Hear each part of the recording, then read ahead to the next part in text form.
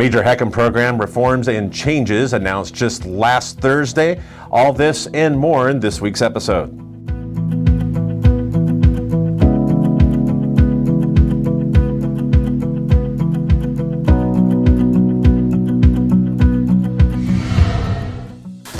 Welcome back, and I am back here in the studio because late last Thursday afternoon we received word that the Department of Housing and Urban Development, in cooperation with the U.S. Treasury Department, presented President Donald Trump with their plan for reforming the nation's housing finance system, and that includes the home equity conversion mortgage program.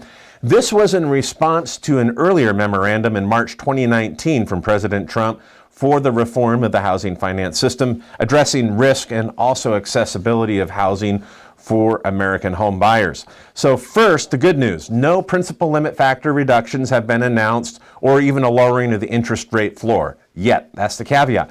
But again, the good news is we're not seeing a major mortgagee letter announcing changes that go into effect immediately. There's two types of changes. First are administrative, which can be done at the stroke of a pen by the agencies, by FHA and HUD. And second are legislative, which must be approved by Congress. So let's go over the administrative changes.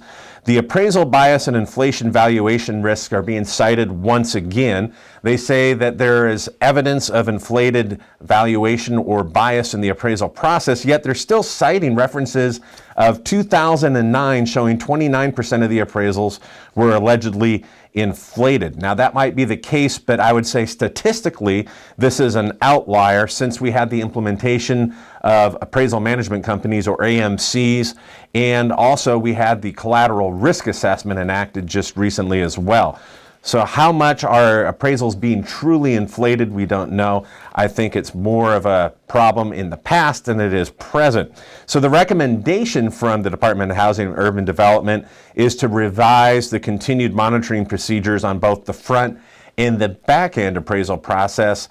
I'm not really clear as to exactly what they're referencing when it comes to the back end appraisal. My guess would be the appraisal when the loan terminates, how that final valuation is arrived at. Next is the development of HECM servicing standards. Again, these are administrative changes and protocols. So the effectiveness and timeliness of HUD's internal servicing arrangements, I would say, should be really closely scrutinized. Those are for loans that are in assignment. That means they have reached the assignment threshold, 98% of the maximum claim amount. Those loans, we need to really see how they're being serviced and the contractor that HUD's using. So I would really hope that the agency is going to be looking at their own servicer that they've contracted with, as well as those external for retail lenders. The next recommendation, administrative, and we're going to probably see this very soon, is the elimination of all HECM to HECM finances. I'm not really seeing the numbers here of how many HECM to HECM refinances we have each quarter, but it will have an effect on our endorsement totals and loan volume. But again, HECM to HECM finances most likely will be eliminated quickly because it's underneath the administrative reforms that can be done by the agency without congressional approval. And also is the development of tiered pricing for FHA loans. Now the question is, will this include the reverse mortgage? Will we see a return of two-tiered pricing based on the first year distribution amounts?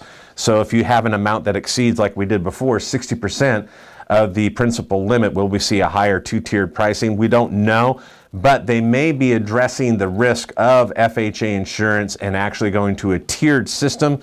We don't really have the details yet, but when we do, we'll be sure to let you know. Now on to the legislative changes. Those are the ones that require approval from Congress. First is a return to regional loan limits. And I'm really disappointed to see this because it does very little to reduce risk, at least for reverse mortgages. So regional loan limits would be county by county lending limits.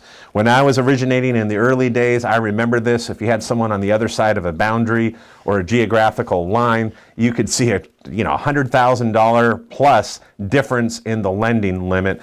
My recommendation always has been for what I call geocentric principal limit factors, where you don't reduce the lending limit, but instead you adjust the principal limit factors based on a market that may not have good appreciation rates historically. The lending limit reduction is not going to really, I don't think, reduce the risk significantly for the reverse mortgage. Again, I believe a better approach would be a regional principal limit factor.